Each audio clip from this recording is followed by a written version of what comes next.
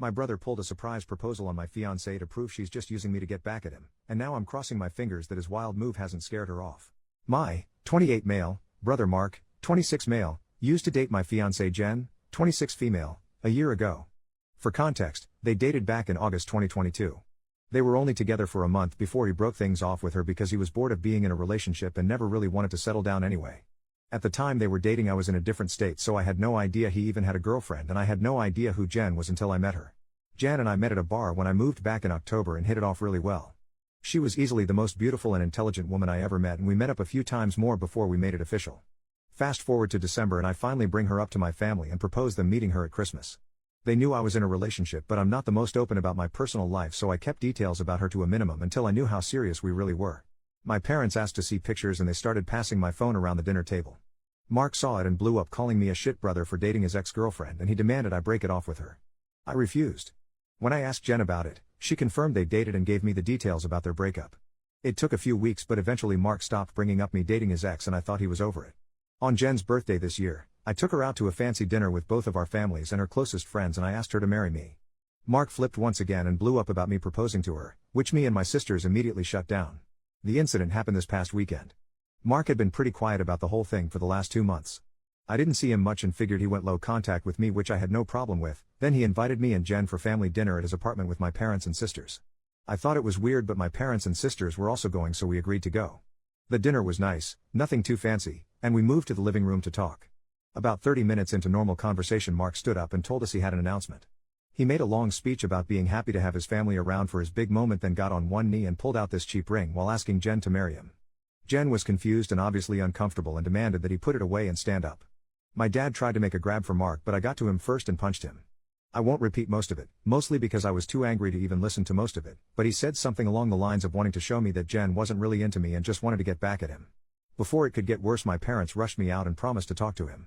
It's been a few days since it happened and I'm still pissed off. I don't know what to do at this point. I'm scared Jen might have second thoughts marrying me because of this. Any advice? Edit to add later that day. First, thanks for reading and responding. I want to clarify a few things that I saw in the comments. 1. Jen and I are newly engaged. It was one of those feelings where we both knew we were in it for the long run. As fast as it is, I'm sure about her. 2. When we met, I was the one who approached her, not the other way around. Whether she knew or had suspicions of us being related, I don't know. I asked after finding out they dated and she says she had no idea. I didn't have a reason to doubt that, but I can admit this, seemingly, overreaction on Mark's part does raise red flags. 3. I had no idea she and Mark dated when I met her. Mark and I aren't close at all. We used to be, but as we grew up we drifted and talked less and less. Before I moved back, we didn't really speak much aside from special days like his or my birthday. Jen knew of my family but not much until I decided I was ready to introduce them to her. When she and Mark met, again, I didn't get a sense of any residual feelings on either part. She didn't treat him like a stranger, but she also wasn't overly affectionate with him either. 4. I was told this was a relationship that lasted a month. I didn't think I needed permission from Mark to ask her to marry me, but maybe that was wrong of me. I'm not sure. That being said, I plan to talk to Mark this weekend to lay everything out on the table and figure out what's up. I never asked for his side of their relationship, which is my fault for not doing my due diligence. Update 2 days later, I called Mark and asked him to meet up with me at my place to talk. I told him I would prefer Jen to be around for the talk as well, but I was cool with it if he didn't want her there. He agreed to talk to both of us and showed up at my place around noon today. It was pretty quiet for a few minutes before I started the conversation. I apologized for not warning him I would be proposing to Jen, and I apologized for hitting him. He said it was whatever, but he appreciated the apology. I told him what Jen had said about the relationship and breakup when I asked her about it, and I asked him to confirm if it was true. I pretty much said that his reaction throughout this whole thing has been extreme and I wanted to make sure I wasn't misunderstanding their relationship or downplaying how serious they were. He confirmed that they only dated for a few weeks and he broke up with her because he lost interest. Jen asked if he was acting like this because he still had feelings or regrets about ending things with her. He said he could admit he thought she was more attractive than when he last saw her, but there weren't any feelings or regrets. He said he just didn't like seeing a girl he dated, even if it was short term, with his older brother, and as a man I shouldn't have violated him by pursuing things with his ex. I reminded him that I had no idea they dated, so it wasn't like I consciously did this knowing their history together. He shrugged me off and said it didn't matter, I still should have broken it off. He was adamant that if the roles were reversed he would have done the same thing, which I highly doubt. I asked him why he proposed to her if he didn't have any lingering feelings. Basically, to sum it up, he was talking about it to one of his buddies who was around when Mark and Jen dated, and the guy put the idea in his head that maybe Jen knew from the start that we were related and was doing this to get back at him, considering Jen had been hung up on him after they ended. He and his friend thought it would be a good idea to test it and see if they were right, so he came up with the idea to propose and see if she dumped me for him. Jen asked him to elaborate on why he thought she was hung up on him, and he told her that he heard she was asking about him following the breakup and still hanging out at the places they used to go to, so it was a valid assumption. Then for her to pop up randomly with his brother affirmed his suspicions. Jen told him she'd only asked about him once following the breakup and she'd been hanging out at those places with friends before they started dating and she wouldn't avoid them because of a breakup. She also told him she was offended at the idea that she would go as low as to pursue me, just to get back at him. He shrugged and gave her a half apology but said she had to see it from his point of view. He asked her if she really didn't know and she told him that she didn't see the resemblance in us until we were in the same room and we act nothing alike, so it never crossed her mind, and he said okay. That pretty much wrapped up the conversation. He did tell me before he left that I could take back his invite to the wedding because he can't bring himself to support our relationship knowing he used to date her. I told him he didn't have to worry about that as he was most likely going to be uninvited anyway. It's been a few hours since our talk and I do feel better. My parents aren't too happy about him being uninvited, but they understood that it was a mutual decision and probably for the best. My sisters told me they knew he didn't have a good reason for being a jerk and they don't blame me for not wanting him at the wedding.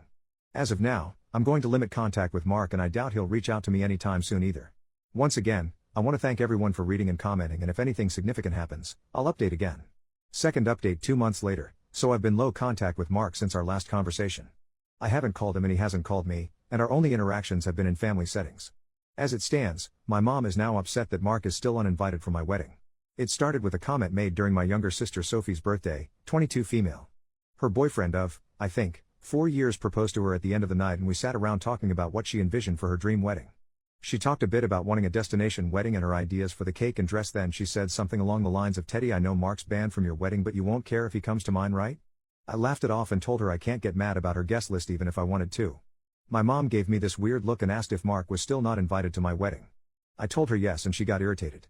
She told me she thought I was joking and said I was being unreasonable to go through with banning him from the wedding since he's family. She accused me of holding a grudge just to be petty. I reminded her that he and I agreed on him not coming. I then told her that this wasn't the time to talk about my wedding since the day was about Sophie, and if Mark or her want to talk about my wedding they can call me another time. Sophie laid into my mom a bit about trying to make her special day about Mark and my mom dropped the issue. For those of you who might be wondering, Mark wasn't at Sophie's party because he apparently had to work and couldn't make it. A few days later, my mom stopped by my house and said she wanted to discuss my wedding. She asked me why I was so adamant about Mark not coming to my wedding. She said that I shouldn't be so insecure about Mark and Jen's previous relationship and that uninviting him was a step too far. I told her that Mark and I mutually agreed on him not coming to the wedding and he can come to me about it himself if he has a problem with it. We got into an argument and she said that if I wasn't going to re-invite Mark then she would not be coming either because I'm ostracizing her son. I shrugged and told her if that's what she wants then she can toss her invite in the trash because I won't beg her to be there. She asked me if I would really be okay with her not attending and I told her it wouldn't be the first time she missed an event of mine because of Mark. She said I was being an off for throwing her past mistakes in her face and she stormed out. I then started getting messages and phone calls from her and a few family members about the whole situation saying I was in the wrong and urging me to invite Mark just to keep the peace. Jen's also been getting messages from my mom asking her to talk to me and get me to change my mind, but to my knowledge she hasn't been responding. So far, most of my mom's side of the family are standing in solidarity with her and not attending, while my dad and his side of the family, which is only my aunt and uncle and their 2 kids, agree with me and are still coming. My sisters are also still coming to the wedding and of course Jen's family too. Also, I talked to Mark about it and asked him if he had a problem with not having an invite. He said he uninvited himself in the first place and he doesn't get why they're making a big deal because he still doesn't want to go. He told me to leave him out of the fighting because he's not involved and he says he'd tell her the same. As of now, I'm back to being low contact with my mom, but my dad and I are still on decent terms. I'm still deciding on whether I'll re-invite my mom and her family, should they change their mind about the boycott, but the chances are low and I told my dad this too, which he understands. For now, Jan and I started looking into downsizing the venue since the guest list is significantly smaller. Update 3, my mom is uninvited from the wedding indefinitely. About 2 weeks after she decided to not come to the wedding, she stopped by and said she wanted to clear the air and talk about everything. We agreed and invited her in to join us for dinner. Jan made her a plate of food and I asked her if she was still planning on not coming to the wedding. She said that while she wants to, she can't get over me not inviting Mark because of a simple mistake. I reminded her that his simple mistake was proposing to my fiancée with me sitting less than 3 feet away from him, and she said it was just a joke. Jan asked her why she wanted to talk if she was maintaining the same stance on Mark coming to the wedding. She said she wanted to talk to Jen and she was hoping Jen would hear her out and talk me into inviting Mark again. She apparently assumed I was at work and she'd be able to catch her alone. Jen politely told her that she understood her thought process, but she wouldn't have had that conversation anyway without me present since this is about my brother. My mom made a comment somewhere in the lines of Jen being spineless and unable to have a conversation without me thinking for her, which started a pretty heated back and forth between the 3 of us before Jen told her to get out. She got up and started walking towards the door and my mom followed her still screaming at her. By this point she's yelling about her tearing our family apart. While Jen was unlocking the front door my mom grabbed her hair and pulled her to the ground still screaming. She hit her and tried to claw her face and I dragged her off of her and threw her outside. She banged on the door for a few minutes while I made sure Jen was okay before she left and called the both of us repeatedly. When I was sure Jen was okay I texted my mom and told her not to bother reaching out again because we'll never speak to her again. I called my dad and sisters and told them what happened too. My dad was surprised and tried to make excuses, saying she'd been stressed about this whole situation for a while. My sisters say they knew she'd snap eventually since she's always been a crazy bitch and they said they'd come make sure Jen is okay.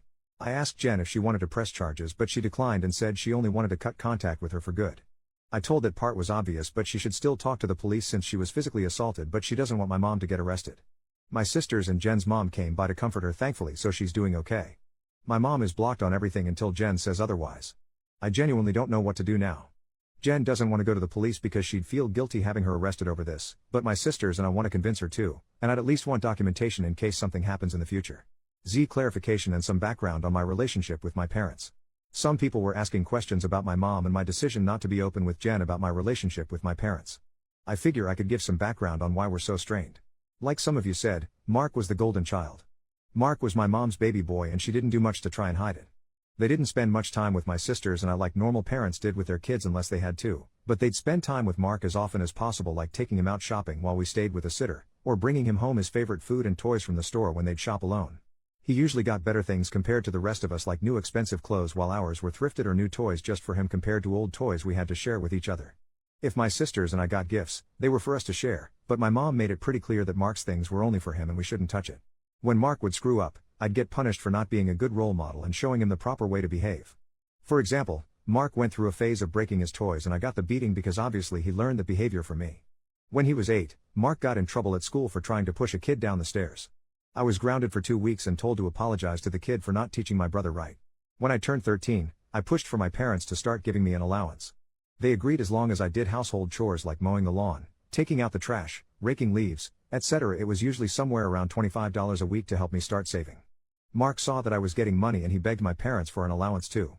Instead of making him work, $10 of my allowance money was given to him each week because we were doing such a good job with our chores, that he never touched. Whenever I asked him to help, he'd tell me it's not his job to do chores so why should he bother. It was around this time that I started really distancing myself from my brother. By the time I entered high school, we only talked to each other when we needed small favors or when we absolutely had to. I got my first job when I turned 17 because I wanted to finally get my own car and make money that they couldn't force me to give to Mark. My oldest sister Maggie helped me start my own bank account and showed me how to properly budget and save my money. I got my first car at 18 after all of my hard work. When Mark got his license, my parents asked me to let him use my car to get around and for extra practice behind the wheel. Reluctantly I agreed and for a while the arrangement was fine. Mark used my car when I didn't need it and helped maintain it pretty well.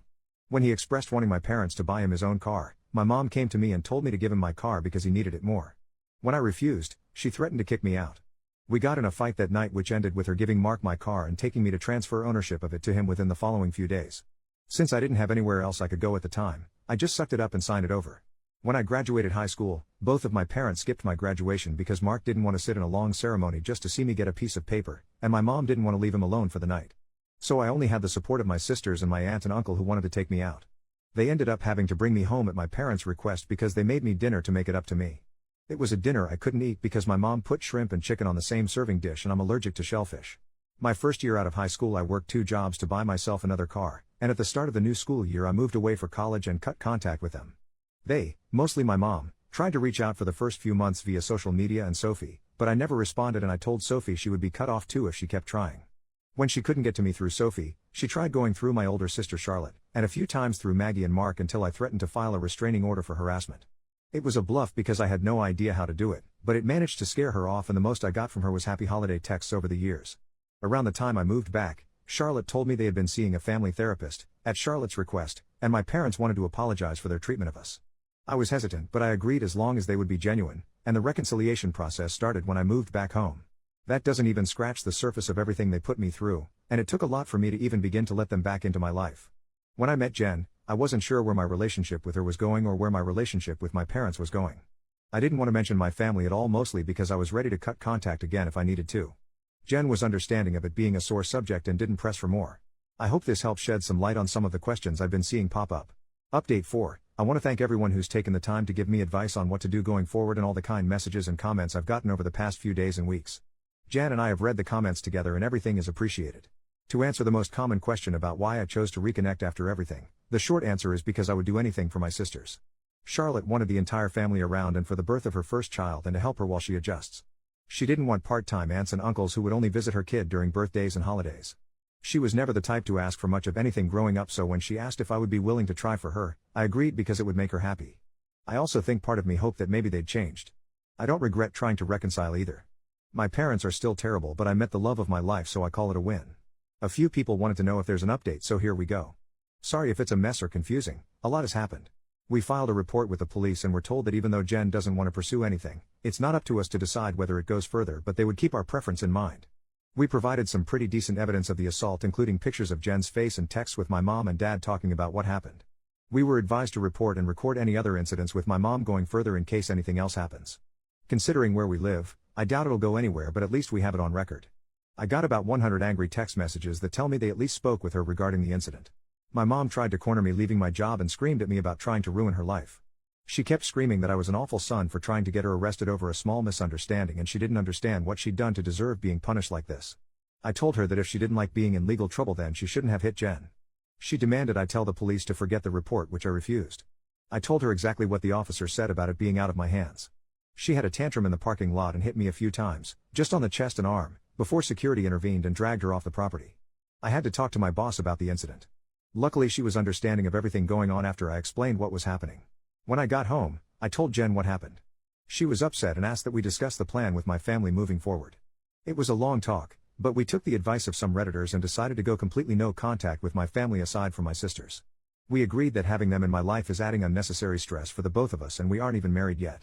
She told me she wanted to consider moving away and putting some distance between us and my family. She said that she tried to stay out of my family issues because it's not her place, but she refuses to put up with my mom and her behavior or my dad enabling her abuse. A lot more was said, too much to put in this post, but I agreed with her that they were more trouble than they're worth and I also don't want to put up with this anymore. I also agreed to go to therapy and she's helping me find a therapist. I decided to call my dad after our talk and let him know I would be going no contact.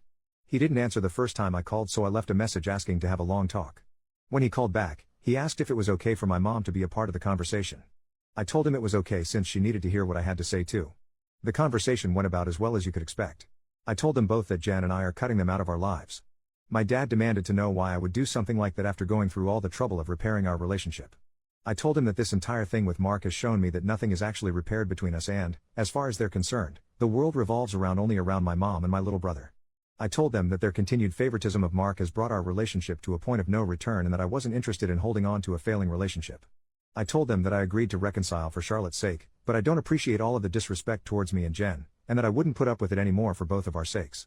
To my mom specifically, I told her that I was tired of her using me as a scapegoat for her bad parenting and Mark's attitude. I also told her that I would never forgive her for what she did to Jen and what she did to me and my sisters growing up. She started to say how I should move on like my sisters have, but I cut her off and told her that she should take their forgiveness and move on because she would never receive it from me, especially after everything she's done these last few weeks. She started crying and asking me how I could treat her like such a villain. I told her she could only be upset with herself because I've done nothing wrong. She cried harder and told me how much she regretted having me and how I've only tried to ruin her life. This started a heated argument between her and Jen once again, and Jen told her in much more colorful words that she was disgusting, and plenty of other nice names, for saying something like that to me. I don't know if she left the room or just decided to shut up, but my mom stopped talking when Jen was done speaking to her. My dad said he wasn't okay with being shut out of my life and he asked me to try to understand my mom's point of view. He said that she was also struggling because her kids were at odds and I was being unfair to punish her for her struggles with raising and caring for us. The last thing he said was that we were a family and I shouldn't let past mistakes stop us from moving forward together.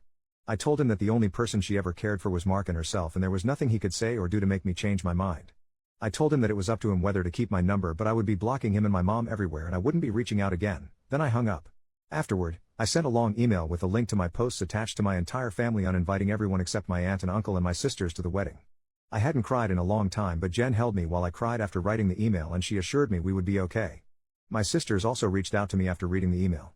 I apologized to Charlotte for not being able to continue reconciling like she wanted, but she told me it was okay and it's not my fault I had to cut them off again. The response from my family has been pretty mixed. Some are angry I aired out family issues on a public internet forum, while others are pissed at my parents because they never knew it was this bad. The last person I talked to about everything was Mark. He asked if I was cutting him off too, and I told him I wasn't, but I wouldn't be going out of my way to reach out to him either. He didn't argue and just wished me the best with the wedding, and we haven't spoken since. Right now, Jen and I are looking for a new place to stay. The plan is to move closer to Jen's brother. He lives about 3 hours from where we are now, and Jen and I like the city he's in. I spoke to my boss about transferring, and Jen is looking into the option of working 100% remotely or possibly finding a new job. And once again our venue's changed. Since the guest list is significantly smaller, my future brother-in-law is considering letting us use his lake house for our wedding. I don't plan to post any more about this unless the sky falls, at least not until the wedding, because I want to move on with life, but I want to thank you all for your comments and advice. New update 10 months later. Hey everyone, it's been a while since I posted here. Things have been busy, but I saw a few requests for an update. It's small, but here it is. I have a wife and a newborn daughter now. We found out Jen was pregnant around the time of my last post, so that pretty much kicked us into overdrive as far as moving away and starting fresh in a new place. I was able to transfer to a different location, and Jen found a new job here that lets her work remotely. We got married 4 months ago at her brother's lake house. We didn't plan to have the ceremony so soon, but we both didn't want to wait for the baby to arrive to get married. Jen also found a dress that she fell in love with and didn't want to get too big to wear it. It was a small ceremony with mostly her family present, but my sisters, aunt, and uncle did attend. I know some people probably wanted to hear about a huge blowout at my wedding, but it was easily one of the best days of my life. My daughter was born early last month. She's beautiful, happy, and healthy. Jen's also doing okay. The last stretch of the pregnancy was hard for her both emotionally and physically, but since giving birth she's been doing better. She's seeing a doctor regularly during this postpartum phase due to complications she had during the pregnancy, but so far there aren't any major health concerns for her. Besides complaining about the doctor visits, I don't think I've seen a frown on her face since we've brought our daughter home. As for my parents, I haven't heard from my dad, but my mom did reach out a few days after the wedding. Apparently my uncle sent them some of the photos they took at the wedding. My mom made a fake Facebook page and started spamming Jen and I with angry messages about excluding her from both the wedding and from Jen's pregnancy. She went on a lengthy tirade about being entitled to being part of her grandchild's life and about how unfair it was that she wasn't allowed to be present in our lives. She asked to come visit us, demanded we visit her, and even asked to be in the delivery room, all of which was quickly shut down by me. I screenshot everything and emailed it to myself in case I'd need it for a protection order in the future, then I blocked her. I haven't heard from her since, but I know she's been harassing my sisters to get us to talk to her. I don't know what, if anything, they're doing about it, but I did make it clear that we have nothing to talk about with her. For everyone wondering if Mark and I have been in contact, the answer is yes. He called after we came back from our honeymoon and congratulated us on the wedding and pregnancy. We did have a long talk about everything that happened. I won't go into detail, but we both got to say a lot, and he did offer both me and Jen what feels like a sincere apology for what he did. We've been texting a bit here and there since we talked. It's mostly just small talk and life updates, but he did invite me to have a drink with him next time I'm in town. I don't know if I'll accept it, but I told him I'd think about it. Thanks everyone for the support and well wishes you've all given us. Sorry if this update was all over the place. Edit, just to clear it up before anyone asks, Mark doesn't know where I live and likely won't know in the future. If he chooses to give updates about my life to my parents, that's his choice. I won't give him any details that he can pass on that would help them pop up unannounced. Unfortunately, even if we are able to form some sort of relationship, I'll never be able to fully trust him.